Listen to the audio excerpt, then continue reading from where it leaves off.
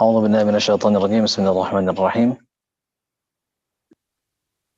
رب اشرح لي صدري ويسر لي أمري واحلل عقدة من لساني يفقهوا قولي أعوذ بالله من الشيطان الرجيم بسم الله الرحمن الرحيم أحييكم جميعا بتحية الإسلام الخالدة بتحية أهل الجنة بتحية من عند الله مباركة طيبة السلام عليكم ورحمة الله وبركاته.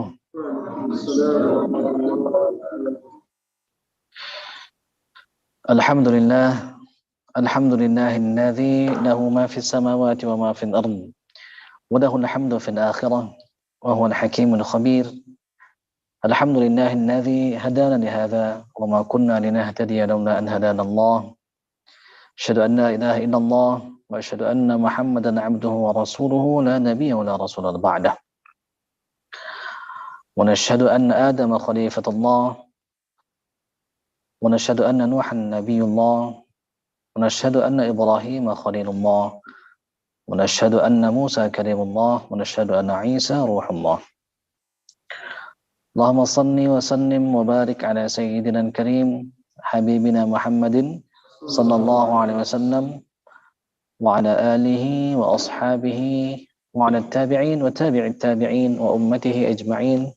أما بعد، أيها الحاضرون الكرام، أوصي نفسي وإياكم بتقوى الله أوصي نفسي وإياكم بتقوى الله أوصي نفسي وإياكم بتقوى الله وطاعته فقد فاز المتقون. قال الله تعالى: أعوذ بالله من الشيطان الرجيم بسم الله الرحمن الرحيم يا أيها الذين آمنوا اتقوا الله ولتنظر نفس ما قدمت لغد واتقوا الله إن الله خبير بما تعملون.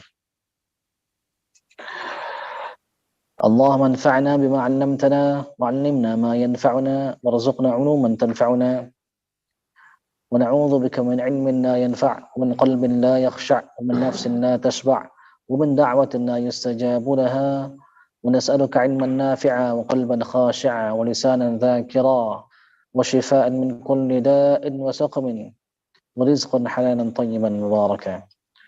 ربنا زدنا علما وارزقنا فهما اللهم يا معلم آدم علمنا ويا مفاهم سليمان فهمنا. ربنا آتنا رحمة من عندك وعلمنا من لدنك علما. آمين يا رب العالمين.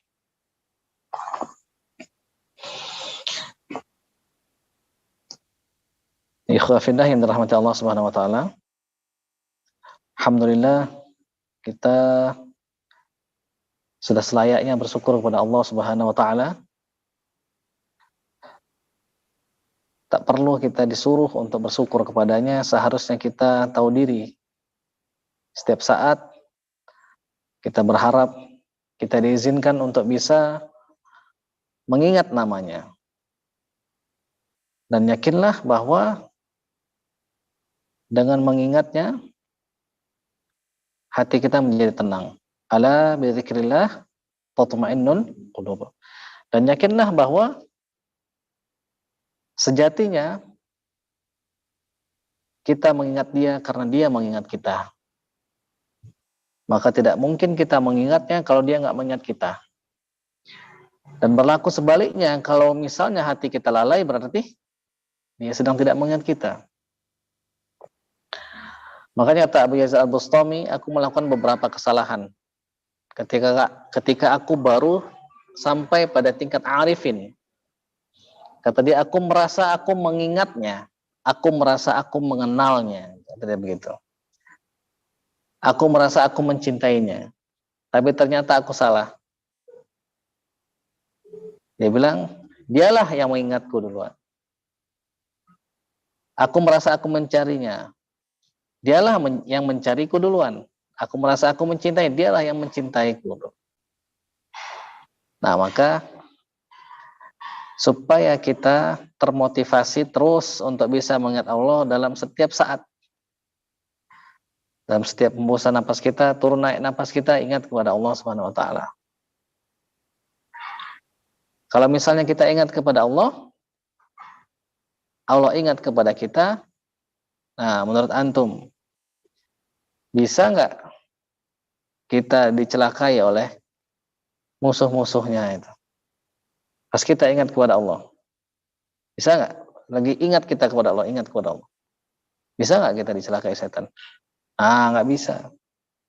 Bagaimana caranya setan bisa mencelakai kita? Coba yang rapi. Nah, duduknya yang rapi. Digeser dikit. Maju. Geser dikit. Pada saat kita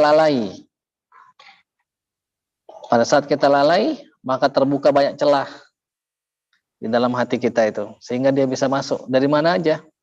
Kalau kita lalai dari mata, dia bisa masuk dari mata. Makanya mungkin bisa jadi ada pada saat-saat di mana mata kita kedutan misalnya, bisa jadi, nauzubillah, ada setan yang sedang masuk dari mata kita itu. Makanya dia mungkin bisa lebih berat, beratnya bisa sampai tontonan itu. Ya, iya. Langsung sedekah aja. Ya, bisa tontonan beratnya ini. Apa namanya? Kelopak mata ini. Nah, makanya kita banyak-banyak beristighfar supaya ditutup celah-celah itu. Nah, kita selalu berdoa setiap selesai sholat. Allahumma a'inna ala dzikrika wa syukrika wa husni ibadatik. Allah, tolong kami ya Allah, bantu kami ya Allah, permudah kami ya Allah untuk selalu mengingatmu, zikrik wa syukrik, dan bersyukur kepadamu, wa husni ibadatik, dan berusaha kami bisa ihsan dalam beribadah itu sebaik-baiknya. Nah, makanya kita baca terus apa yang diajarkan Rasul itu. Setiap selesai sholat baca itu. Jangan sampai tinggal baca itu. Nah, kalau misalnya antum ikut doa, ikut aneh misalnya, biasanya itu terbaca terus biasanya. Atau kalau misalnya nggak terbaca, di luar sholat, baca sendiri. Ya. Nah, kita bersalawat kepada Nabi Muhammad sallallahu alaihi wasallam. Dialah makhluk yang paling mulia. Dialah orang yang kepadanya diturunkan oleh Allah Subhanahu wa taala Al-Qur'an. Nah, dialah yang mengajarkan kita banyak hal. Melalui perantaranya lah Allah nanti itu akan memberikan banyak syafaat itu. Karena Allah mencintainya. Maka Allah cinta kepada dia cinta kepada umatnya. Rasulullah SAW cinta kepada umatnya. Tetapi Rasul, seberapapun cintanya kepada umatnya, kepada kita, dia sudah paham betul bahwa Allah Subhanahu wa taala jauh lebih mencintai makhluknya dibanding Rasulullah SAW mencintai umatnya itu.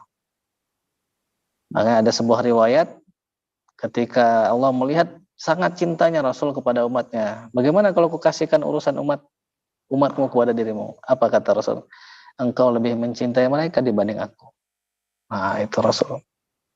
Paham betul dia bahwa Tuhan kita, Allah Subhanahu wa taala, jauh lebih mencintai kita dibanding cintanya Rasul kepada kita.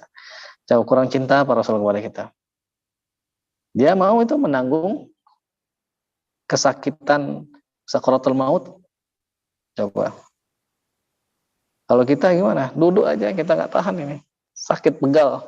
Lagi ngapal Quran, pegal. Pindah sana, pindah sini. Garuk sana, garuk lagi sholat. Garuk sana, garuk sini. Goyang sana, goyang sini. Pegal sana, pegal sini. Rasul, sakaratul maut, pedihnya itu mau ditanggung sama beliau itu. Malu nggak kita itu? Nah, tapi dia sadar bahwa Allah lebih mencintai makhluknya dibanding Rasul. Nah, makanya harus kita cintai itu. Allah, Rasul. Allah, Rasul. Itu di dalam hati kita itu. Selain itu, kita cintai karena mereka berdua. Karena Allah, kita cintai karena Allah, karena Rasulullah. Mari kita doakan guru-guru kita yang sudah mengajarkan kita Al-Quran, mengajarkan kita adab, mengajarkan kita tentang Islam, mengajarkan kita syariat, mengajarkan kepada kita bagaimana caranya membersihkan hati. Kita sama-sama berdoa, mudah-mudahan Allah Subhanahu wa taala menerima amal guru-guru kita. Amin ya Allah ya rabbal alamin. Mudah-mudahan Allah, kalau yang sudah meninggal, guru-guru kita yang sudah meninggal, mudah-mudahan Allah lapangkan kuburnya, dijadikan kuburnya taman di antara taman-taman surga. Dijauhkan, jangan sampai kuburnya itu menjadi jurang di antara jurang-jurang neraka. Nah, mudah-mudahan yang masih hidup, Allah tambah terus keimanannya, Allah lapangkan dadanya, Allah jadikan dia termasuk orang-orang yang soleh, yang selalu beramal sesuai dengan ilmunya. Jadikan mereka itu orang-orang yang shadiq, orang-orang yang jujur terhadap ilmunya. Dan kita berharap mudah-mudahan nanti kita bisa menyusul jejak-jejak mereka itu, yang sudah sukses duluan, sudah mendapatkan ridha Allah. Ada beberapa di antara guru-guru kita yang alhamdulillah sanad kita sampai kepadanya, dijuluki radhiyallahu anhum wa radhu'an. Mereka diridhai Allah, mereka ridha kepada Allah. Kita juga pengen begitu. Kita pengen begitu, maka kita cintai mereka. Mudah-mudahan keberkahan itu sampai kepada kita. Amin ya rabbal alamin. Khususnya kepada sang pengarang kitab, yaitu Imam An-Nawawi rahimahullah, kepada guru-guru kita Imam Al-Qusairi rahimahullah. Mudah-mudahan kita dibukakan sir, dibukakan kepada kita ilmu-ilmu rahasia-rahasia yang Allah sudah bukakan kepada mereka. Mudah-mudahan ilmu kita bermanfaat. Bermanfaat di mana? Di dunia dan di akhirat. Ala hadhihi niyyah wa ala kulli niyyatin salihah. Wa tabarakallahu ta'ala wa syafa'at Rasulillah wa ila hadratin Nabi Mustafa Sayyidina Muhammadin sallallahu alaihi wasallam. Al-Fatihah. A'udzu billahi minasyaitonir rajim. Bismillahirrahmanirrahim. Alhamdulillahi rabbil alamin. Arrahmanir rahim. مالك يوم الدين إياك نعبد وإياك نستعين اهدنا الصراط المستقيم صراط الذين أنعمت عليهم غير المغضوب عليهم ولا الضالين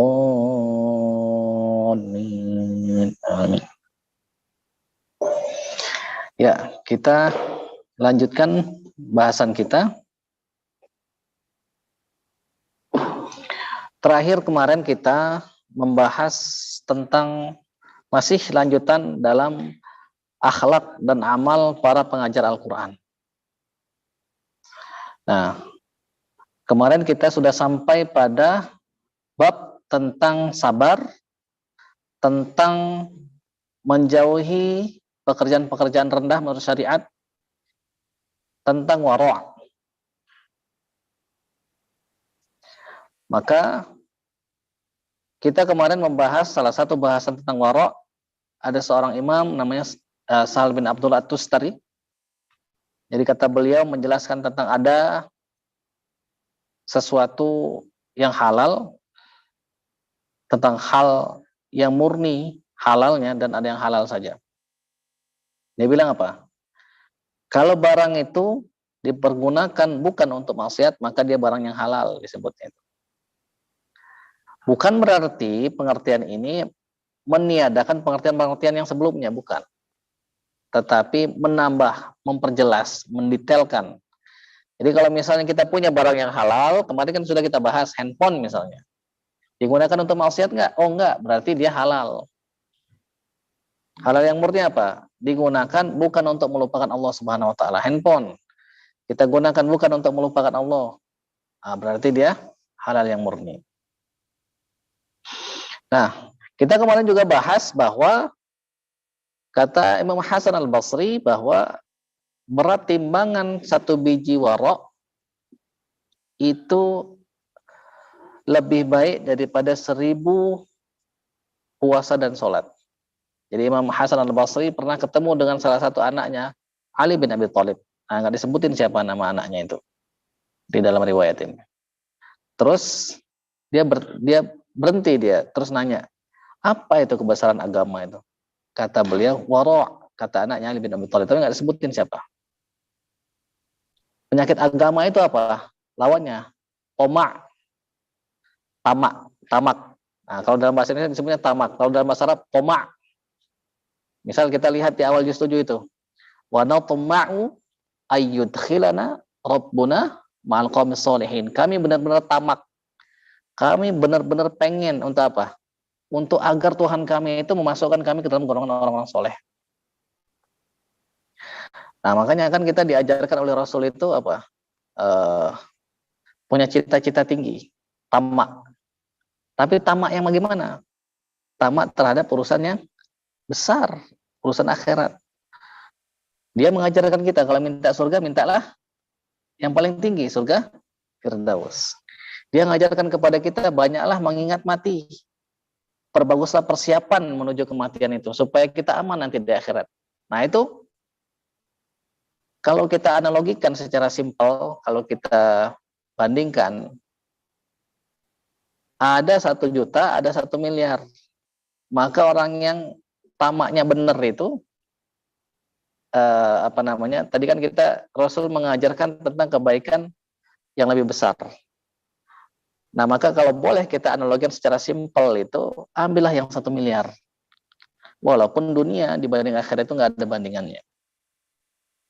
Nah, yang dimaksud di sini itu penyakit agama itu tamak atau tamak terhadap hal yang dunia. Nah, terus kemudian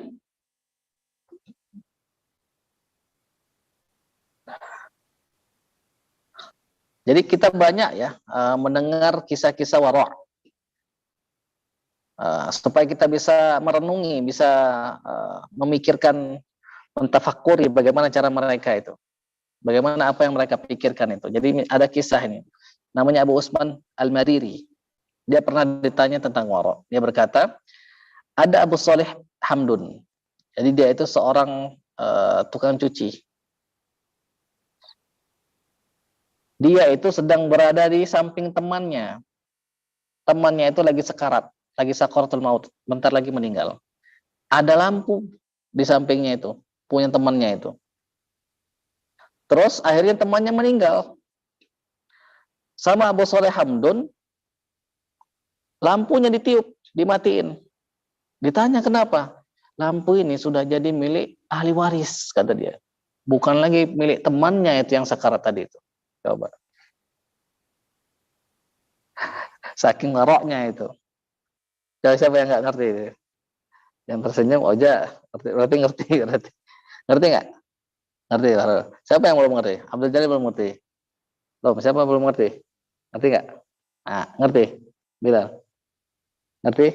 Azizi belum ngerti. Jadi ada orang yang sekarat mau meninggal. Dia punya harta kan? Salah satu hartanya adalah lampu. Lampu itu isinya ada minyaknya itu supaya bisa hidup itu. Pas dia meninggal, harta itu punya siapa? Ahli waris.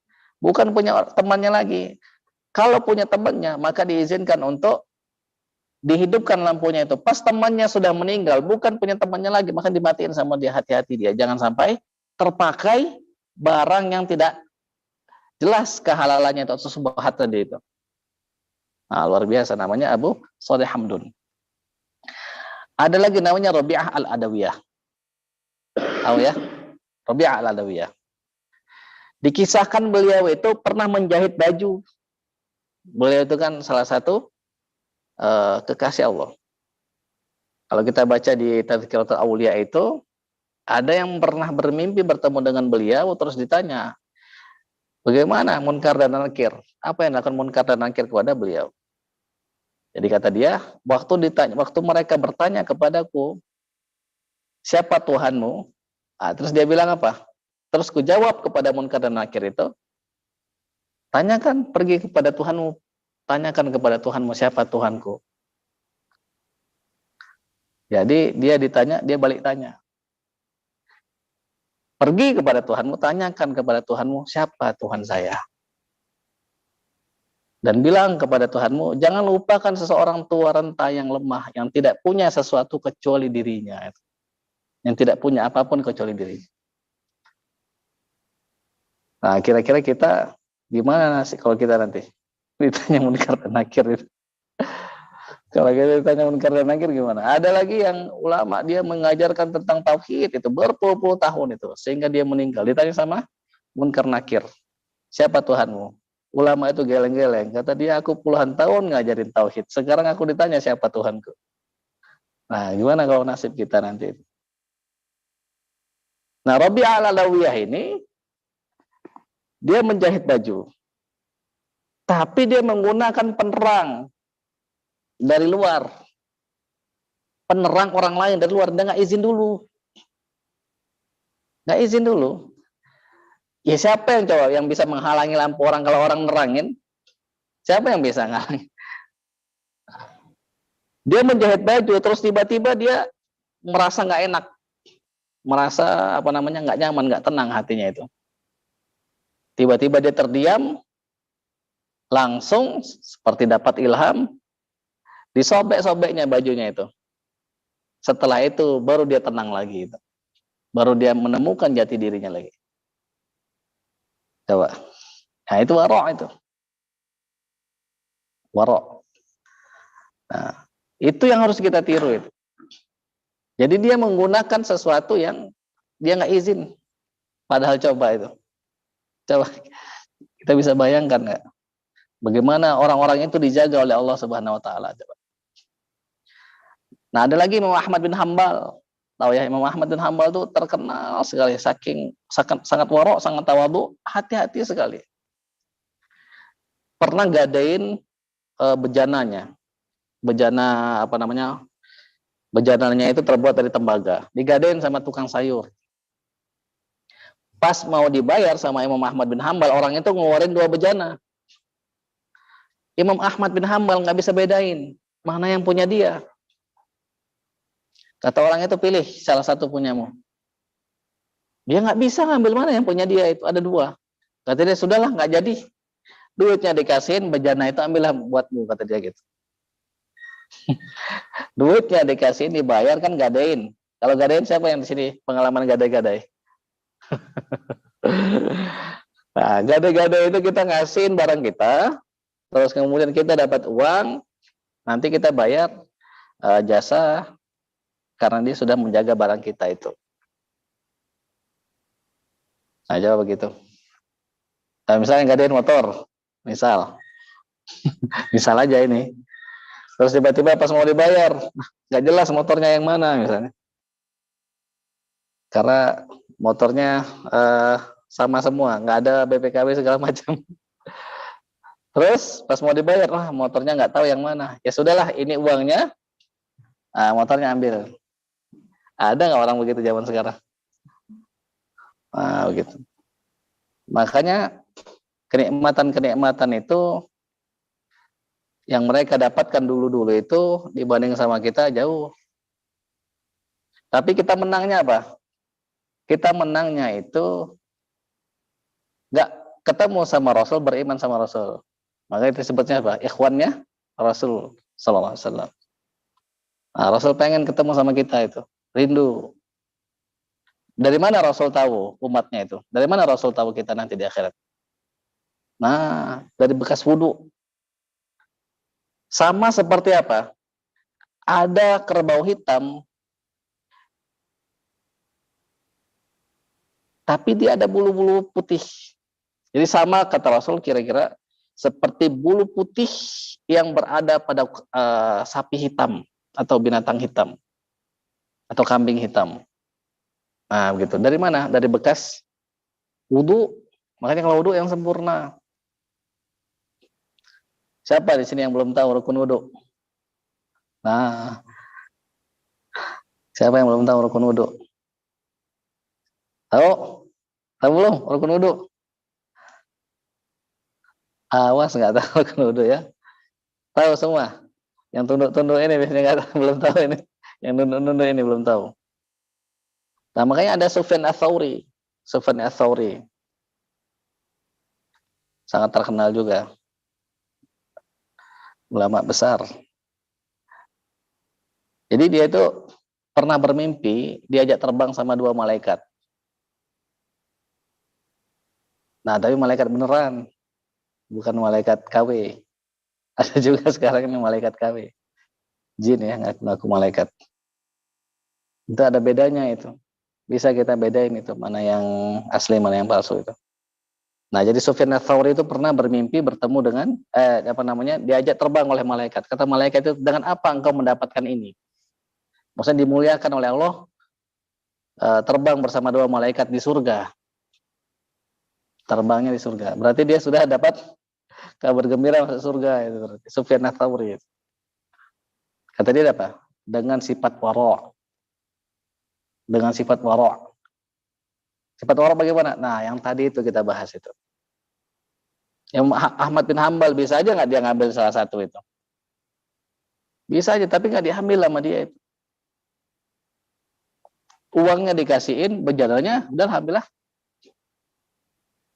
Gitu. Nah, itu tentang wara'. Lalu kemudian sesuai dengan bahasan kita, apa kata Imam An-Nawawi rahimahullah?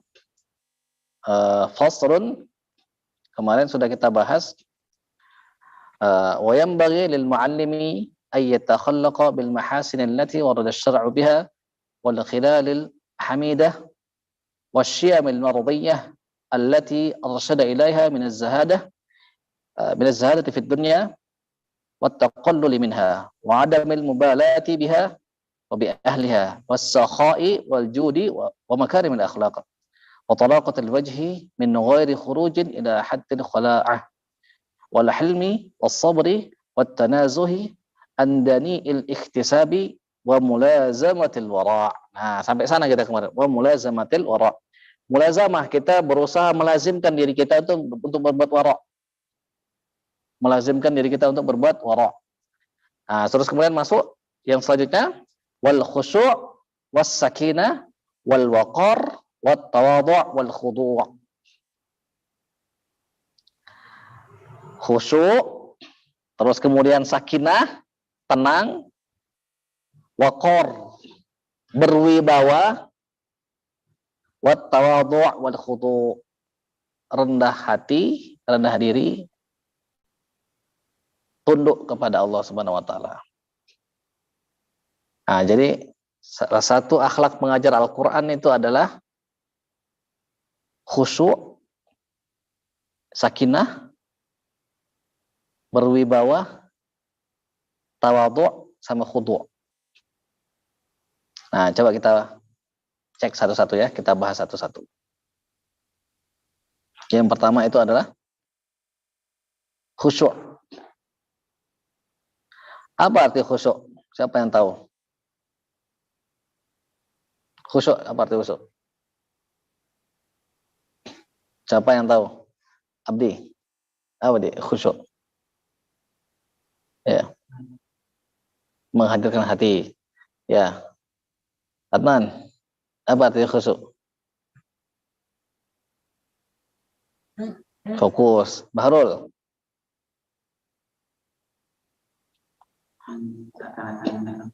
Hah? Oh ya, apa itu? Ya, terus Abdul Jalil apa? Arti khusyuk?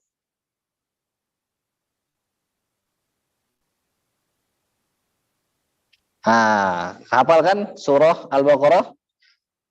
Apa kata Allah? Wasta'inu bis-sabri was-salah wa innaha lakabiratun illa 'alal khashi'in. Terus allazi la yadhunnuna annahum mulaqu rabbihim wa annahum ilaihi raji'un. Adalah orang-orang yang menduga keras bahwa dia itu akan bertemu dengan Tuhannya dan mereka itu akan kembali kepada Tuhannya itu. Akan kembali kepadanya, kembali kepada Allah Subhanahu wa taala. Bisa bayangkan nggak? Misal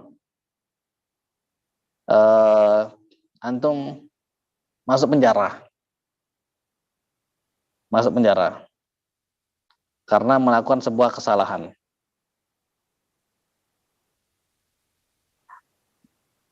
Dan kita akan disidang. Nah, coba. Kita akan disidang. Bagaimana coba perasaan kita itu? Takut nggak kita itu? Berani nggak kita, misalnya, sudahlah kita mau disidang, misalnya dilepas dulu karena ada ada jaminan misalnya. Sementara dilepas dulu. Masih nggak kita bikin salah itu? Waktu dilepas itu kan ada syarat khusus, misalnya dilepas nanti kan ada yang memberatkan, atau misalnya dia percobaan dulu. Kalau dia berbuat baik, sudah lepas. Kalau enggak, nanti ditambah. Nanti itu akan dievaluasi terus, didatangin sama polisi terus-terusan.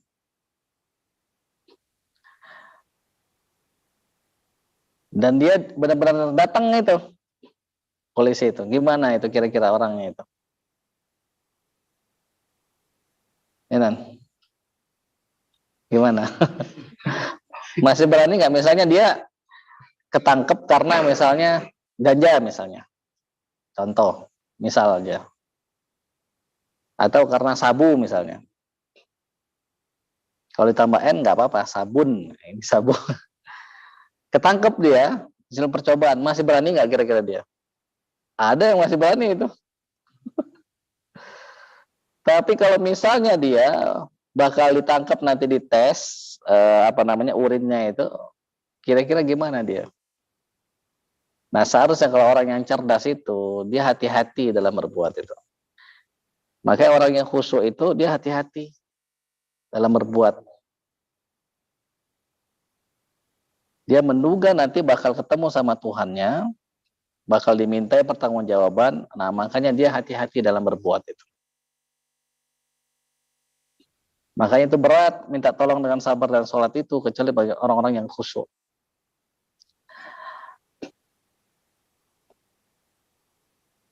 Apa itu arti khusyuk itu?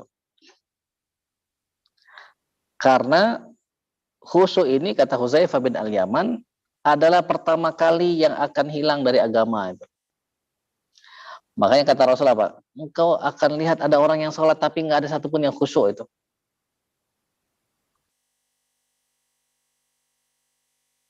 Nah, makanya kata Imam Al-Qusairi, ada seseorang ulama yang pernah ditanya, apa itu arti khusyuk? Kata beliau itu, hati yang tenang di hadapan Allah. Jadi kalau misalnya kita tenang, kapan kita berada di hadapan Allah? Setiap saat. Setiap saat itu, kalau kita merasakan kehadiran Allah, dan Allah pastinya tidak sama seperti makhluk. Allah nggak butuh tempat, karena Allah sudah ada sebelum tempat ada. Dan dia tidak berubah dari dulu begitu aja. Nggak berubah. Nah, makanya kata Sahal At-Tustari, barang siapa yang hatinya khusyuk, maka setan tidak akan mendekatinya. Nah, tadi kan kita bahas itu. Siapa yang ingat kepada Allah, tenang hatinya, ingat kepada Allah, maka setan tidak akan mendekatinya. Nah, terus apa indikasinya? Apa indikasi khusyuk itu? Jadi kata Imam Al-Qusairi, kata Imam Sahal At-Tustari, kata beliau,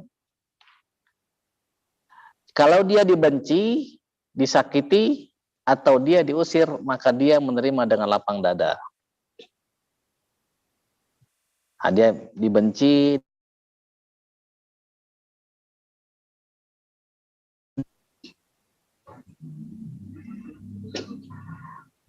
terus ada lagi yang berpendapat mampu memadamkan gejolak syahwatnya, mampu menetralisir kemarahannya, dan mampu memberikan penerangan hati agar gejolak syahwatnya itu menjadi padam dan hatinya menjadi hidup. Makanya saluran anggota tubuhnya menjadi khusyuk. Nah, makanya khusyuk itu dia harus ada buktinya. Buktinya itu adalah dari anggota tubuh. Misal contoh ya, kata Allah, alam ya'ni lil ladzina amanu takhsha'a qulubuhum li dzikrillah. Belumkah tiba saatnya bagi orang yang beriman itu hatinya itu mengingat Allah, tenang hatinya itu mengingat Allah, selalu mengingat Allah. Nah, terus di ayat yang lain Allah berfirman, Allah di hafal bahrul itu, Allahul ladzi nazzala ahsanal kitaba mutasyabihan mathaniya taqasya'irru minhu juludul ladzina yakhshawna rabbahum. Jadi Allah lah yang menurunkan sebaik-baik perkataan. Allahul ladzi nazzal ahsanal hadithi kitab taqsya'irru minhu juludul ladzina yakhshawna rabbahum. Maka orang-orang yang takut kepada Tuhannya itu, yang khusyuk kepada Tuhannya itu, bergetar kulitnya itu. Nah, makanya khusyuk itu harus ada buktinya. Salah satu di antaranya kulitnya bergetar. Misal Rasul, kalau kita baca di beberapa riwayat itu, ketika beliau sedang sholat, terdengar gemuruh di dalam dadanya itu. Misal Abu Bakar disuruh oleh Rasulullah SAW menggantikan sholat. Umar akhirnya sempat maju. Karena Abu Bakar sudah, jangan nyuruh Abu Bakar, kata Aisyah. Kenapa? Nangis, tukang nangis Abu Bakar itu. Nanti nggak bisa baca Al-Quran, nangis terus. Pas Umar maju, kata Rasul, Abu Bakar, wah kalian ini nyelakain saya, kata Umar. Nah, Abu Bakar begitu, khusyuk. Jadi bisa ada buktinya. Salah satu di antaranya itu adalah nangis. Nah, bukti yang lainnya itu adalah hilangnya semua sakit-sakit tubuh itu. Maka kalau misalnya antum lihat Imam Asim itu kalau sholat itu seperti pohon. Seperti pohon yang kokoh. Maksudnya apa? Ya nggak itu Pak, begini. Begini. Sholat subuh Jumat misalnya, wah harus subuh Jumat lagi. Wah udah Jumat lagi, udah subuh lagi.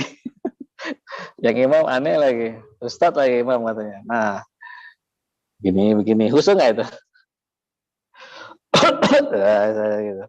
Nah, khusyuk nggak itu? Nah, Imam Asim itu guru kita, itu kalau sholat itu seperti pohon itu, nggak bergerak. Dan ada banyak lagi ulama-ulama itu. Kalau sholat itu khusyuk, nah cirinya itu hilang semua itu, sakit-sakit ini udah nggak ada. Kenapa? Karena dia merasakan kenikmatan lain yang jauh lebih nikmat dibanding rasa sakitnya itu. Nah, makanya Ali bin Abi Thalib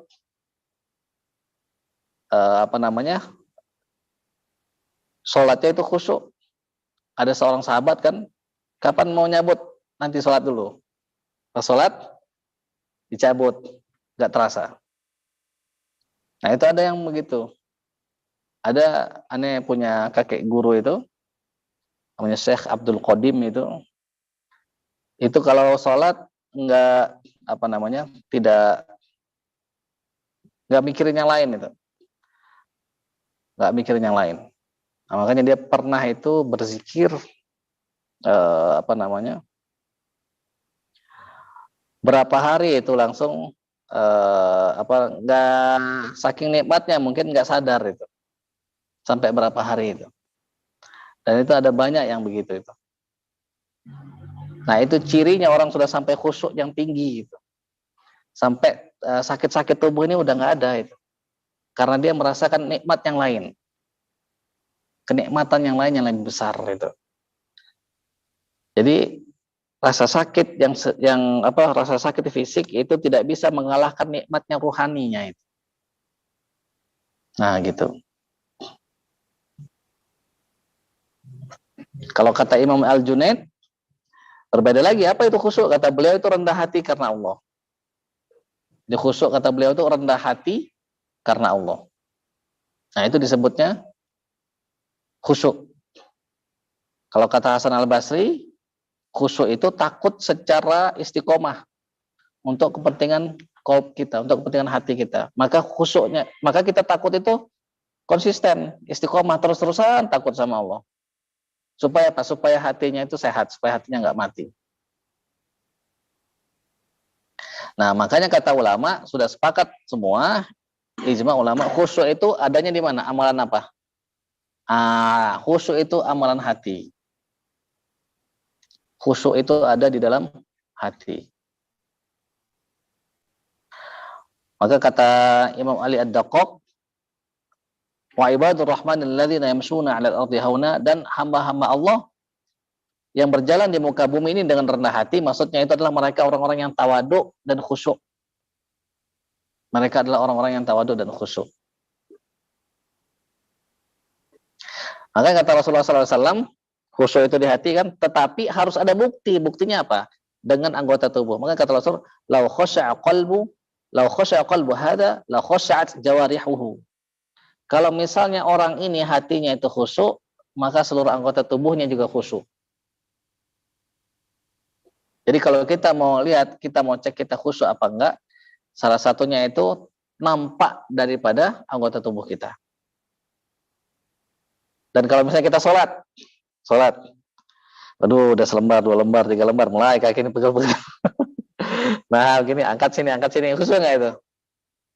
Nah, itu belum khusyuk berarti. Bagaimana caranya? Ya sudah, nikmati makanya itu. Makanya nggak mungkin orang bisa khatam dalam 1 rakaat, sebenarnya nafan maksudnya. Kalau misalnya dia nggak khusyuk, nggak mungkin. Maka dia diberikan oleh Allah Subhanahu Wa Taala kenikmatan itu dalam sholat itu. Kata Imam Al-Qusairi, rahimahullah, syarat khusyuk dalam sholat itu kita nggak tahu siapa yang sebelah kanan, sebelah kirinya kita nggak tahu. Kenapa? Saking khusyuknya, saking fokusnya itu dia nggak tahu siapa yang ada di dalam sebelah kanan maupun sebelah kirinya itu.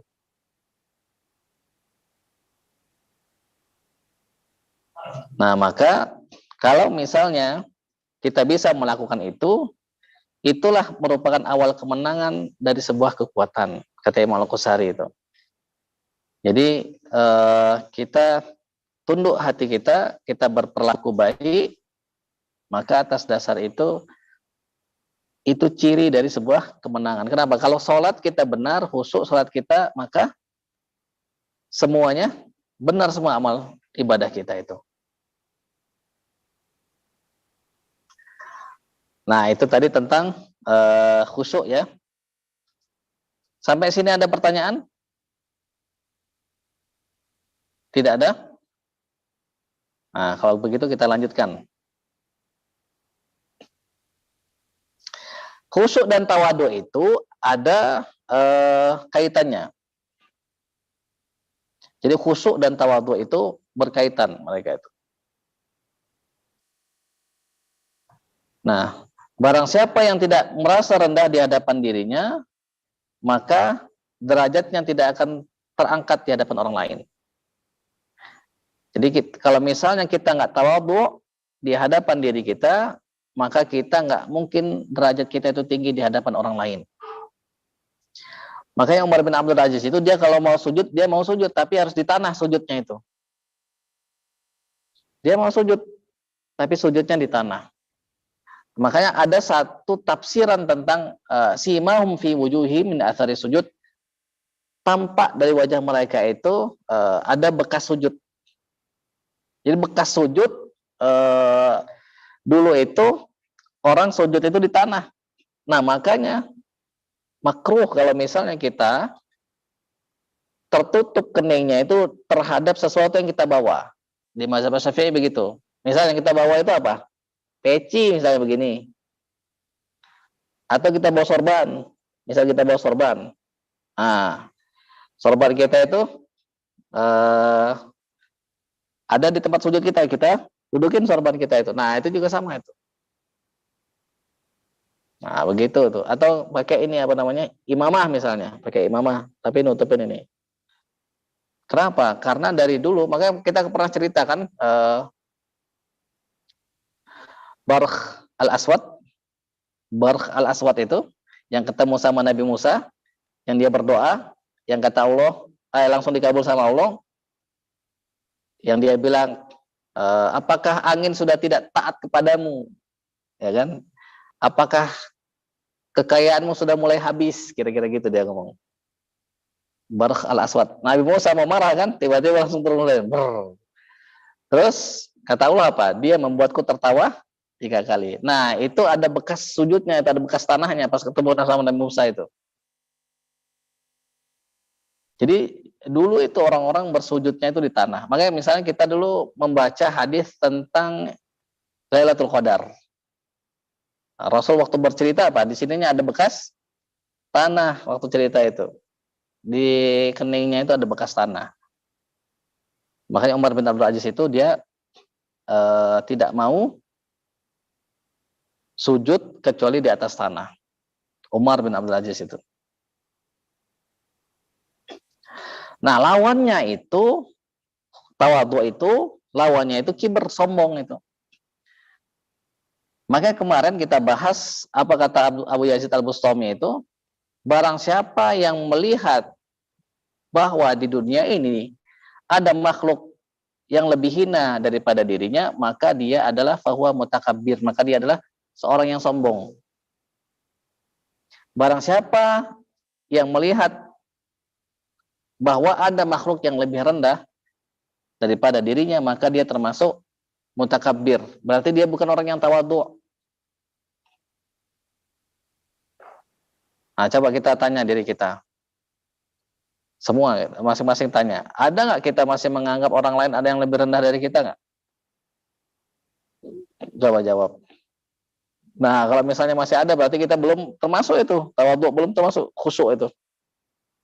Ya, masih ada nggak dan menganggap orang yang lebih rendah dari antum? Ada. Abdi? Masih ada nggak? Ya, jawaban yang aman ya.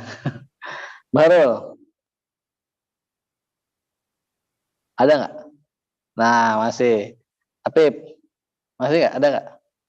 Ada nggak antum masih nganggap ada orang lain yang lebih buruk dari antum? Ada? Ah. Bilal? Azizi? Ada? Ilham? Oja? Ipul? Nggak ada? Berarti antum yang paling hina? Antum anggap antum yang paling hina berarti? Oh ya. Ya mudah-mudahan masuk dari tawadhu. Anggi? Masih ada? Nah, Abdul Jalil? Nah, itu yang harus kita rubah. Makanya kemarin kita bercerita tentang Imam Syafi'i yang ditegur oleh Allah. Waktu dia terpikir di dalam hatinya ada, apa namanya? Dia merasa alim. Terbesit sebentar aja. Alim. Akhirnya apa? Al-Fatihahnya macet. Salat maghrib, Al-Fatihahnya macet. Gimana sekelas Asy-Syafi'i? Al-Fatihahnya macet. Salat Isya, Al-Fatihahnya macet lagi. Akhirnya bermimpi. Masih ingat kan kisahnya? Di sidang. Beliau di sidang. Beberapa hakim menuntut hukuman mati. Atas dasar apa? Tuduhannya tidak beradab kepada Allah karena dia menganggap terbesit dalam hatinya dia adalah orang alim. Hukuman mati tuntutannya itu. Terus ada orang yang berdiri merendahkan, meringankan hukumannya. Dia bilang apa? Ini orang ini yang sudah membenarkan hadis Rasul. Kata Rasul nanti akan ada orang yang melaul arba ilman, dia akan memenuhi bumi ini dengan ilmu. Dia akan memenuhi bumi ini ilmu. Bi'ilmih, dengan ilmunya. Nah, inilah orang ini. Nanti ada orang Quraisy yang akan yang melaul arba ilman bi'ilmih. Memenuhi bumi ini dengan ilmunya. Nah, karena dia sudah membenarkan itu, maka orang ini mengusulkan bahwa dia harus cari orang yang paling rendah, paling hina, terus kemudian menyalaminya dan apa? Ya. Nah, nyium tangannya itu. Masih ingat nggak kisahnya? Abdi masih ingat? Masih ingat nggak? Nah, akhirnya beliau terbangun. Beliau terbangun. Terus cari, muter, ketemulah orang yang menurut pandangan Imam Syafi'i apa? Hina. Gak punya rumah, gak punya keluarga, hina lah pokoknya. Belel segala macam. Pas mau nyalamin, gak jadi Imam Syafi'i itu. Berat hatinya itu mau nyalamin itu. Tapi pesannya keras sekali, jelas sekali. Maghrib Al-Fatihah macet, Isya Al-Fatihah macet, habis itu sholat 2 rakaat minta petunjuk, mimpi, dihukum, dituntut hukuman mati. Hukumannya akhirnya diringankan, harus nyari orang yang paling hina, yang paling rendah untuk dia salami. Nah, akhirnya disalami. Terus pas mau dijawab apa? Kata orang itu, wahai Imam Syafi'i, Oh, Syafi'i ta'adab, beradab. Aku adalah orang yang meringankan hukumanmu tadi malam, kata dia begitu. Pergi sana, pegang tanganmu sendiri, cium-ciumi tanganmu sendiri. Artinya apa itu? Siapa yang paling hina? Diri beliau sendiri, Mas Syafi'i sendiri. Nah, itu sama seperti yang disampaikan oleh Imam Abu Yazid al-Bistami. Siapa yang masih merasa ada orang yang lebih hina dari dirinya, fahuwa mutakabbir, dia adalah orang yang sombong. Dan kata Allah, innahu la yuhibbul mustakbirin. Allah nggak suka orang yang sombong itu. Nah, maka dilatih. Maka ada khalifah namanya Umar bin Khattab. Suatu waktu dia lagi memingkul air. Dia lagi ngangkutin air. Dia pikul sendiri. Terus ditanya sama sahabat itu, lah kenapa engkau melakukan ini? Kata dia apa? Suka datang, ada utusan-utusan datang kepadaku, dan mereka menuruti omonganku, maka kesombongan terkadang datang ke dalam diriku ini. Lalu kemudian aku akhirnya apa? Menghinakan dirinya itu dengan ngisi air itu, ngangkat air. Ngisi air untuk keperluan orang muslim itu. Umar bin Khattab itu. Nah, itu ditiru oleh siapa? Imam Mutawalli Asy-Sya'rawi. Masih ingat nggak kisahnya kemarin? Berhenti dia di sebuah masjid. Lama mana kata supirnya itu? Kok lama Syekh Mutawalli Asy-Sya'rawi? Pas tiba-tiba dicari, beliau sudah membuka jubah-jubahnya itu, lagi bersihin toilet. Pas ditanya apa? Tadi aku ngisi kajian tentang tafsir. Orang-orang memujiku. Aku khawatir timbul kesombongan dalam diriku. Nah, maka akhirnya aku bersihin toilet itu. Jadi beliau merasa dirinya itu tidak lebih baik daripada kotoran-kotoran yang ada di toilet itu. Nah, begitu. Maka ada satu bukit yang disebutkan namanya, Abdi baru setoran ulang nih kemarin. Ada satu bukit atau gunung yang disebutkan di Quran surah Hud, yang Allah jadikan itu tempat tempat berlabuhnya kapal Nabi Nuh. Gunung apa namanya? Gunung Judi. Jadi kata Imam Mujahid itu tabi'in, muridnya Abdullah bin Abbas. Itu terkenal ahli tafsir. Kata beliau, ketika Allah menenggelamkan kaum Nabi Nuh, gunung-gunung itu menjadi tinggi, sedangkan gunung Judi itu merendah. Maka Allah jadikan dia tempat berlabuhnya kapal Nabi Nuh. Dimuliakan oleh Allah. Wastawat ala Judi. Disebutkan namanya dalam Al-Quran. Coba antum bisa bayangkan nggak kalau nama antum disebutkan di Al-Quran? Namanya disebutkan kan Muhammad Dewangga, tapi bukan Muhammad yang ini. Nah, ini Judi yang itu. Gunung yang merendah itu. Yang lain tinggi, meninggi. Dia merendah sendiri itu. Nah, makanya kata Imam Mujahid rahimahullah, tabi'in, terkenal. Ahli tafsir, ahli Al-Quran.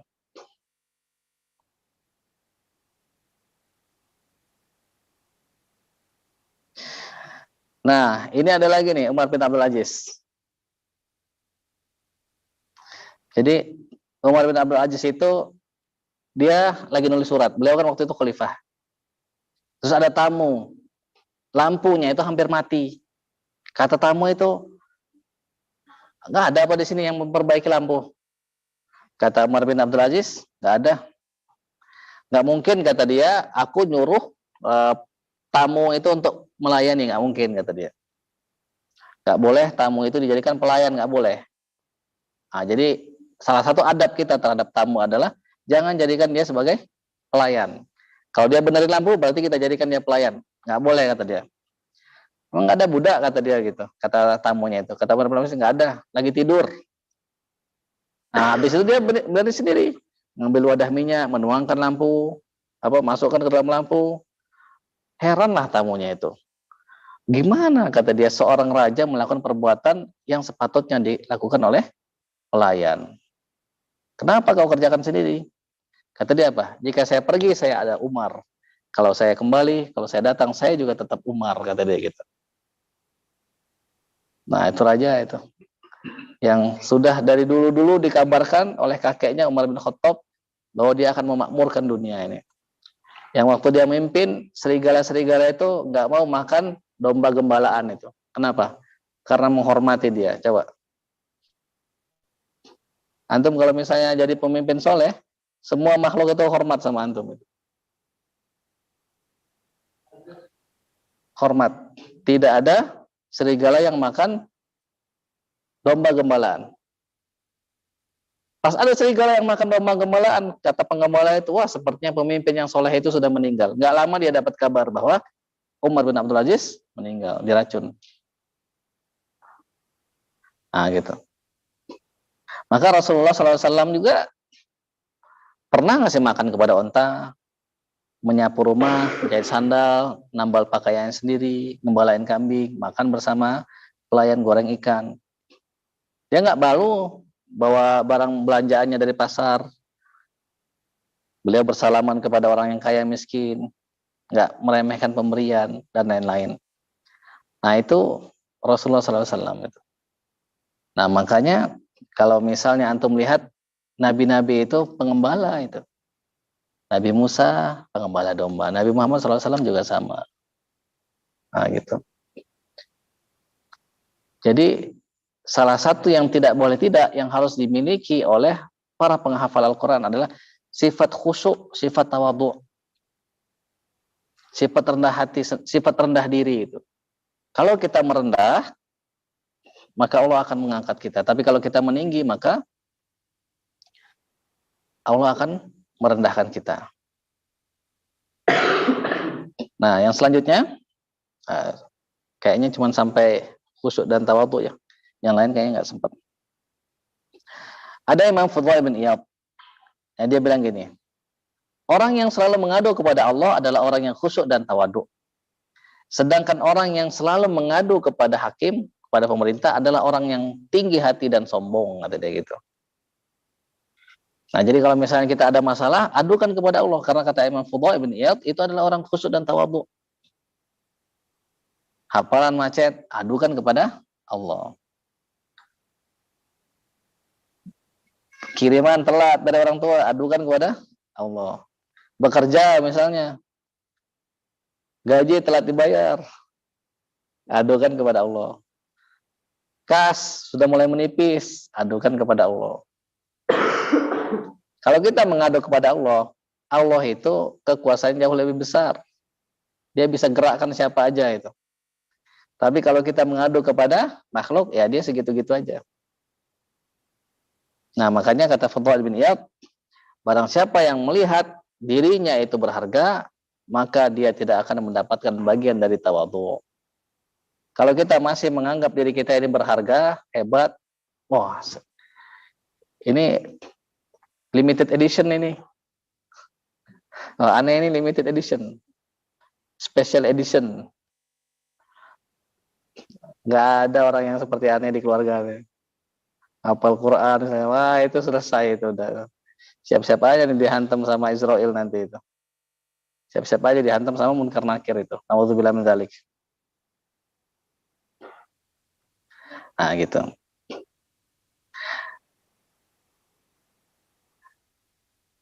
Terus ada namanya Wahab bin Al-Munabbih. Wahab Al-Munabbih. Jadi ini tabi'in juga ya. Jadi kata dia gini, sebagian ayat yang diturunkan Allah dalam berbagai kitab itu antara lain bunyinya gini. Sesungguhnya Allah mengeluarkan keturunan Adam itu dari tulang rusuknya. Tetapi aku, kata Allah, belum pernah menjumpai hati yang lebih hebat tawaduknya daripada hati Musa. Oleh karena itu, aku telah memilihnya dan berfirman kepadanya. Nah, gitu. Jadi, ini ada di beberapa kitab aneh baca ini. Nah, salah satunya ini di kitab Risalah Al-Qusairi ada juga nih. Jadi Wahab Al-Munabbih. Jadi memang ketika Allah, masih kan enggak kisahnya Nabi Daud waktu Nabi Adam ngasih usianya ke Nabi Daud. Itu kan Allah mengeluarkan dari sulbi Adam itu anak keturunannya. Terus Adam melihat, siapa ini yang bersinar ini. Oh, itu Daud anak turunanmu. Berapa usianya? 60. Oh, kalau gitu tambahkan dari usiaku 40 jadi 100. Nah, terus waktu Nabi Adam awalnya 1000 tahun, usia 960 tahun didatangin sama malaikat loh. Bukannya masih ada? Kata dia gitu. Kan sudah engkau kasihkan ke anakmu Daud. Adam mendebat, makanya anak keturunan juga suka mendebat, katanya gitu. Dalam riwayat itu. Nah, jadi kalau Nabi Daud bersinar, kalau Nabi Musa hatinya tawadhu. Nah, makanya cinta sekali Nabi Musa itu, dicintai Allah sekali. Bahkan di Al-Qur'an itu hafalannya Bahrul, ya ayyuhalladzina amanu la takunu kalladzina adzaw Musa fabarrahu Allah mimma qalu wa kana 'indallahi wajiha. Jadi Nabi Musa itu sangat dekat sekali dengan Allah. Allah sangat mencintainya sekali. Nah, mungkin ini dulu yang dapat kita bahas ya. Ada banyak sebenarnya kisah-kisah yang bisa kita ambil dari orang-orang terdahulu. Nah, bahkan di sini detail sekali Abdullah bin Abbas itu ngasih kita ciri orang yang tawadhu itu gimana, kata dia gini. Sebagian dari tawadhu itu orang yang meminum air sisa saudaranya. Jadi kata Abdullah bin Abbas, minum air sisa saudaranya itu termasuk tawadhu itu. Nah, gitu. Ya, mungkin ini dulu yang kita bahas ya. Silakan kalau misalnya ada yang mau didiskusikan. Sudah 1 jam. Ada yang mau ditanyakan? Tidak ada? Jelas ya? Nah, bagaimana kita agar bisa dapat hati yang khusyuk, hati yang tawadhu tadi itu, bagaimana caranya? Anggaplah diri kita ini apa? Paling hina. Anggaplah diri kita ini paling hina. Lebih hina daripada kotoran sekalipun. Nah, makanya kalau misalnya antum sudah menganggap diri paling hina, ya kotoran itu kalau diinjak, ada nggak yang marah? Ada tai misalnya, diinjak. Oh, jangan injak tai. Ada nggak orang yang marah begitu? Paling injak marahnya itu karena bau, tapi bukan karena dia nginjak tai itu. Karena seharusnya tai itu dibuang, dilupakan, terbuang, terlupa, terhina. Nah, dia begitu. Kalau misalnya kita bisa begitu, nah, minta sama Allah itu. Kita akan diangkat tinggi-tinggi oleh Allah itu. Nah, makanya ada sebuah riwayat itu yang kita baca, merendahlah dan engkau akan seperti bintang gemintang, tinggi jauh dilihat orang dari bumi itu. Jangan seperti asap. Dia mengangkat dirinya tinggi-tinggi, tapi sejatinya dia adalah hina dina. Jadi kalau kita merendah, kita itu akan tinggi seperti bintang.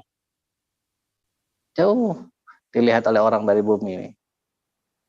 Tapi kalau misalnya kita meninggi seperti asap, nah kalau kita meninggi, kita seperti asap, ngangkat dirinya tinggi-tinggi, tapi dirinya hina dina itu. Nah, mungkin ini dulu kita sama-sama akhiri dengan hamdalah. Alhamdulillahirabbil alamin, dan doa kafaratul majlis. Subhanakallahumma bihamdika nasyhadu an la ilaha illa anta nastaghfiruka wa natubu ilaik. Alhamdulillahirabbil alamin. Allahumma shalli wa sallim wa barik ala sayyidina Muhammadin wa alihi wa sahbihi wa sallim tasliman katsira. اللهم إنا نسألك بكل اسم هو لك سميت به نفسك أو أنزلته في كتابك أو علمته أحدا من خلقك أو استأثرت به في علم الغيب عندك أن تجعل القرآن الكريم ربيع قلوبنا ونور أبصارنا وشفاء صدورنا وذهاب همومنا وغمومنا وجلاء أحزاننا. اللهم ذكرنا منه ما نسينا وعلمنا منه ما جهلنا وارزقنا تلاوته آناء الليل وآناء النهار على النحو الذي يرضيك عنا، واجعله شفيعا لنا يوم لا ينفع مال ولا بنون إلا من أتى الله بقلب سليم. اللهم إنا نسألك أن تلزم قلوبنا وقلوب ذرياتنا وتلاميذنا وطلابنا وأزواجنا وأساتذتنا وأهلنا ووالدينا وأصحابنا والمسلمين والمسلمات حفظ كتابك كما علمتنا. اللهم بالحق أنزلته وبالحق نزل اللهم عظم رغبتنا فيه واجعله نورا لأبصارنا وشفاء لصدورنا وذهابا لهمنا وغمنا وحزننا. اللهم زين به ألسنتنا وجمل به وجوهنا وقوي به أجسادنا وثقل به موازيننا وارزقنا تلاوته آناء الليل وأطراف النهار على طاعتك، واحشرنا مع النبي وآله الطيبين الأطهار. اللهم اجعلنا من الذين يستمعون القول فيتبعون أحسنه، واجعلنا من أولي الألباب الذين يذكرون الله قياما وقعودا وعلى جنوبهم ويتفكرون في خلق السماوات والأرض. ربنا ما خلقت هذا باطلا سبحانك فقنا عذاب النار. واجعلنا من الذين قيل لهم يا أيتها النفس المطمئنة ارجعي إلى ربك راضية مرضية فادخلي في عبادي وادخلي جنتي. اللهم ارزقنا حبك وحب القرآن وحب نبيك محمد صلى الله عليه وسلم وحب من يحبك وحب العمل الذي يبلغنا حبك وحب القرآن وحب نبيك محمد صلى الله عليه وسلم. سبحان ربنا رب العزة عما يصفون وسلام على المرسلين والحمد لله رب العالمين. والسلام عليكم ورحمة الله وبركاته.